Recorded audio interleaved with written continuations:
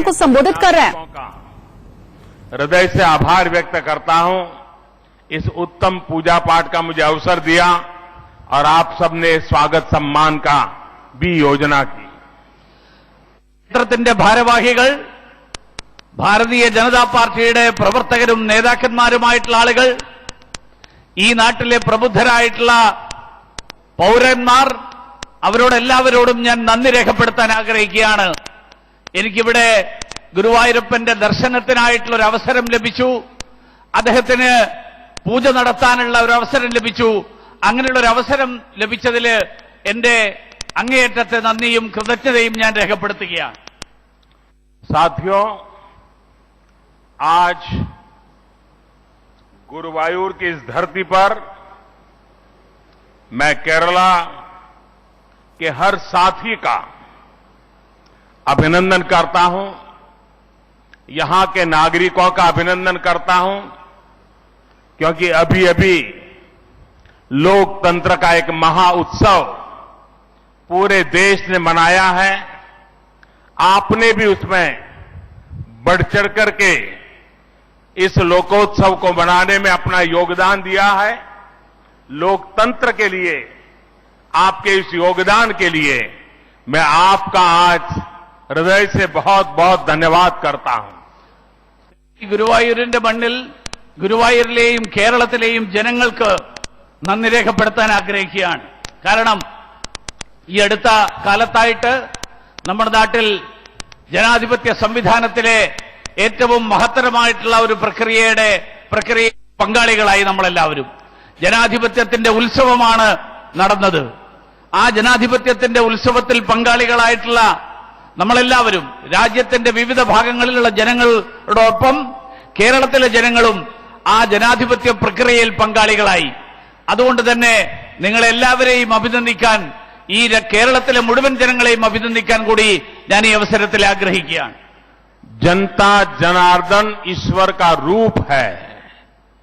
ये इस चुनाव में देश ने भली भांति देखा है. राजनीतिक दल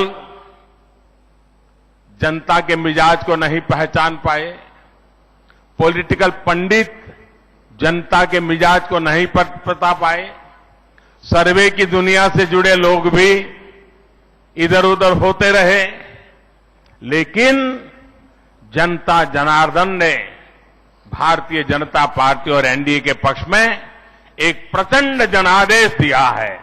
मैं सर झुका करके जनता जनार्दन के चरणों में नमन करता हूं. ഈ നാട്ടിലെ ജനങ്ങൾ, ഈശ്വര രൂപമായിട്ടുള്ള ഈ നാട്ടിലെ ജനത, അവര് ഈ കഴിഞ്ഞ ജനാധിപത്യ പ്രക്രിയയിൽ നിർണായകമായിട്ടുള്ളൊരു വിധിയെടുത്ത് നടത്തി. ഈ നാട്ടിലെ രാഷ്ട്രീയ പണ്ഡിതന്മാർക്ക് അവർക്ക് പലർക്കും അത് ഏത് തരത്തിലാണ് വരാൻ പോകുന്നത് എന്ന് മുൻകൂട്ടി ഊഹിക്കാൻ സാധിച്ചില്ല. ഈ നാട്ടിൽ തെരഞ്ഞെടുപ്പ് വിശകലനങ്ങൾ നടത്തുന്നവർ, സർവേ നടത്തുന്നവർ, അവർക്കാർക്കും ഈ വിധിയെടുത്ത് എങ്ങനെയാണ് വരാൻ പോകുന്നത് എന്നവർക്ക് മുൻകൂട്ടി കാണാൻ സാധിച്ചില്ല.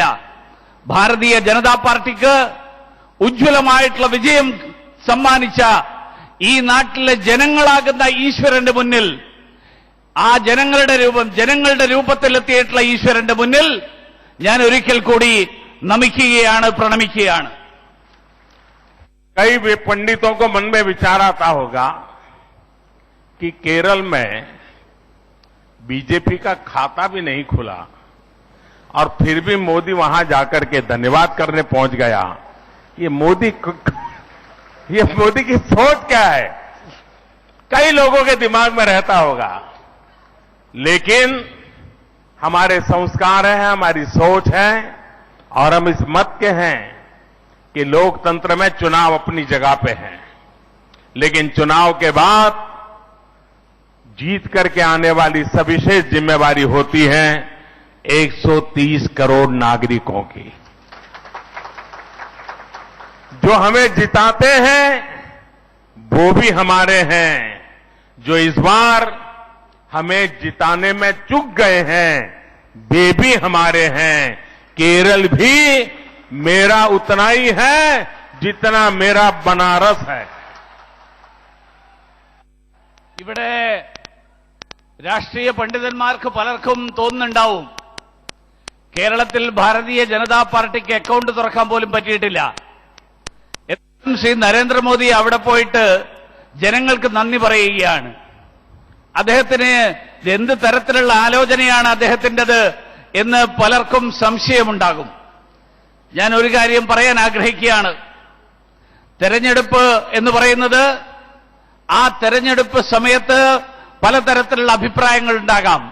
പക്ഷെ തെരഞ്ഞെടുപ്പിന് ശേഷം ഈ രാജ്യത്തെ 120 കോടി ജനങ്ങൾ അവരുടെ എല്ലാവരുടെയും നന്മ, അവരുടെ എല്ലാവരുടെയും ക്ഷേമം, ആ ക്ഷേമം ഉറപ്പുവരുത്തുന്ന സർക്കാരാണ് ഈ സർക്കാർ.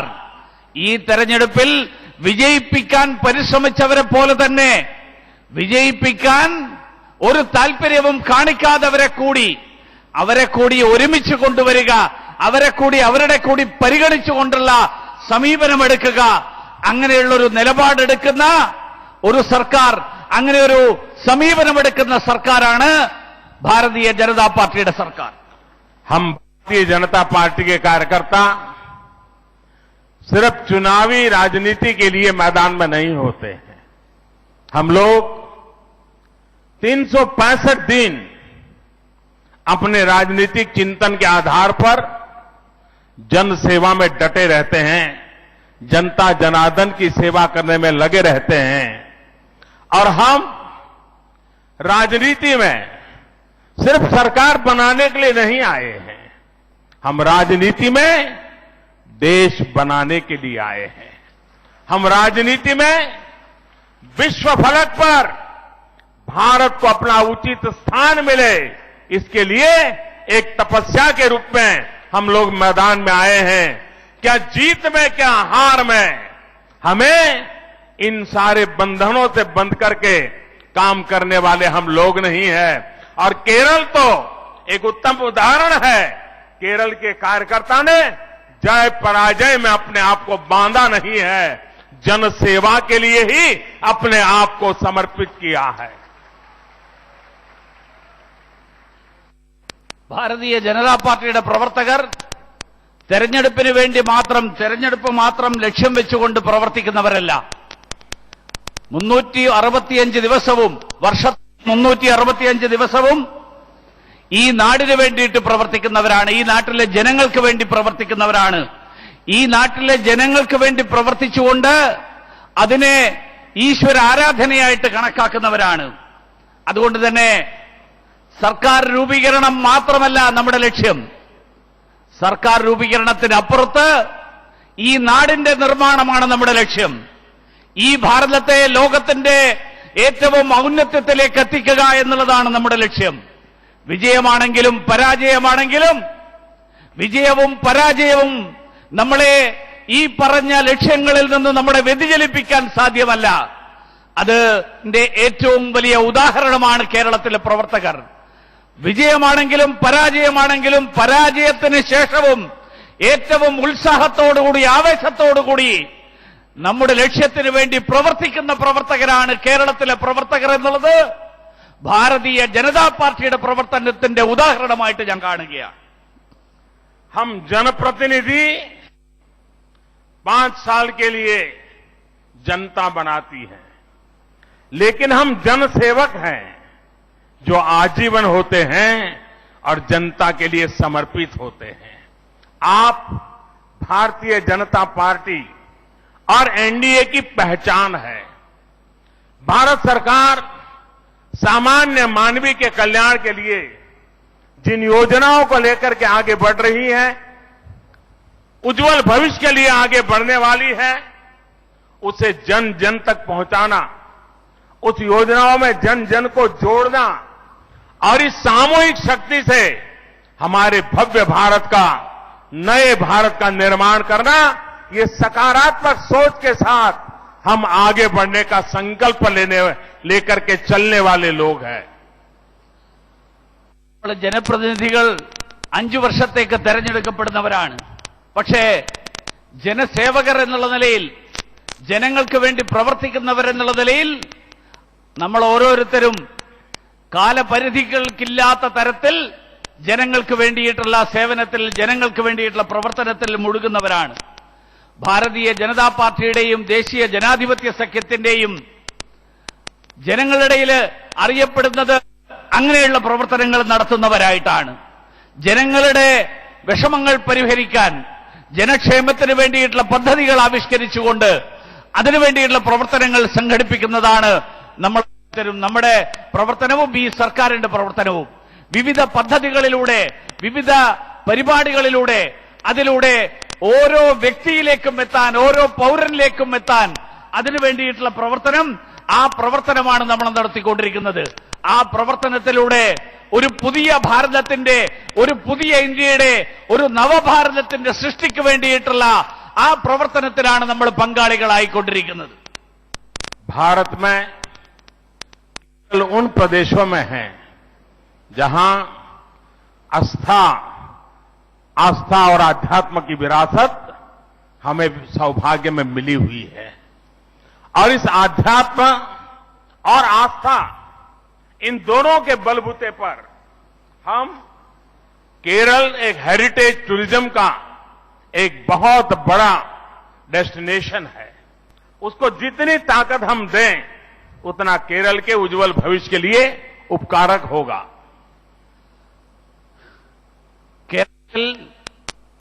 കേരളത്തിന്റെ പ്രത്യേകത അടിയുറച്ച വിശ്വാസവും അതോടൊപ്പം ആധ്യാത്മികമായിട്ടുള്ള പാരമ്പര്യവും. ഇത് രണ്ടിലും ഉറച്ചു നിന്നുകൊണ്ട് ജീവിക്കുന്ന ഒരു സമൂഹമാണ് കേരളത്തിലെ ജനസമൂഹം. അതുകൊണ്ട് തന്നെ കേരളത്തിന്റെ പൈതൃകവുമായിട്ട് ബന്ധപ്പെട്ടുകൊണ്ടുള്ള വിനോദസഞ്ചാര മേഖലയെ വികസിപ്പിക്കാൻ വേണ്ടിയിട്ടുള്ള പ്രവർത്തനം, ആ പ്രവർത്തനം കഴിഞ്ഞ കാലങ്ങളിൽ നമ്മുടെ സർക്കാർ നടത്തിക്കൊണ്ടിരിക്കുകയാണ്. ആ പ്രവർത്തനത്തിലൂടെ കേരളത്തിന്റെ വികസനം ഈ ആധ്യാത്മികതയിൽ ഊന്നി നിന്നുകൊണ്ട്, പൈതൃകത്തിൽ ഊന്നി കൊണ്ടുള്ള വിനോദസഞ്ചാര മേഖലയുടെ മുന്നേറ്റം, ആ മുന്നേറ്റമാണ് കേരളത്തിന്റെ ഏറ്റവും വലിയ പ്രത്യേകത എന്നുള്ള നിലയിൽ കഴിഞ്ഞ സർക്കാർ നടപ്പിലാക്കിയിട്ടുള്ളത്. टूरिज्म रोजगार के अनेक नए अवसर लेकर के आता है, स्वरोजगार की अनेक संभावनाओं से जुड़ा हुआ होता है. केरल की युवा पीढ़ी के लिए टूरिज्म ये अपने आप में आर्थिक गतिविधि का भी एक महत्वपूर्ण पहलू है. വിനോദസഞ്ചാര മേഖല തൊഴിലവസരങ്ങൾ സൃഷ്ടിക്കുന്ന മേഖലയാണ്. അതുകൊണ്ട് തന്നെ സ്വയം തൊഴിൽ കണ്ടെത്താൻ നമ്മുടെ നാട്ടിലെ ചെറുപ്പക്കാർക്ക് അവരുടെ തൊഴിലില്ലായ്മ പരിഹരിക്കാൻ അതിനുതകുന്ന തരത്തിലുള്ള ഒരു വലിയ മേഖലയാണ് ഈ വിനോദസഞ്ചാര മേഖലയിലുള്ള വളർച്ചയിലൂടെ തുറന്നു കാട്ടപ്പെട്ടിരിക്കുന്നത്. गत 5 वर्ष भारतीय जनता पार्टी एनडीए सरकार ने टूरिज्म को बढ़ावा देने के लिए अनेक इनिशिएटिव लिए और उसका परिणाम आज नजर आ रहा है.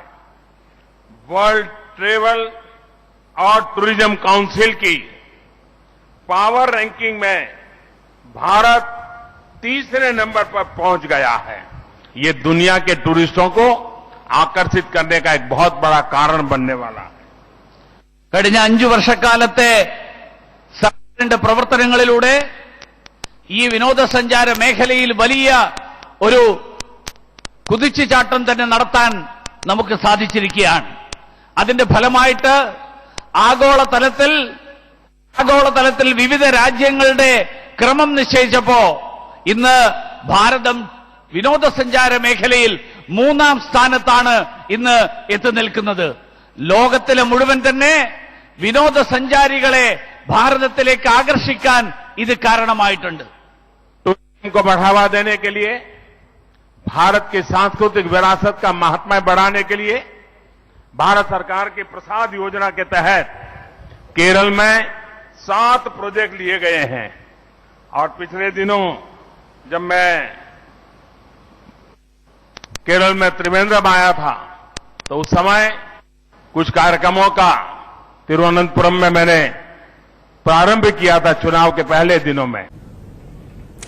तो केरल के त्रिशूर से सीधी तस्वीरें हम आपको दिखा रहे थे. प्रधानमंत्री नरेंद्र मोदी ने यहां साफ तौर पर कहा कि जीत और हार की राजनीति से ऊपर उठ करके हमें काम करना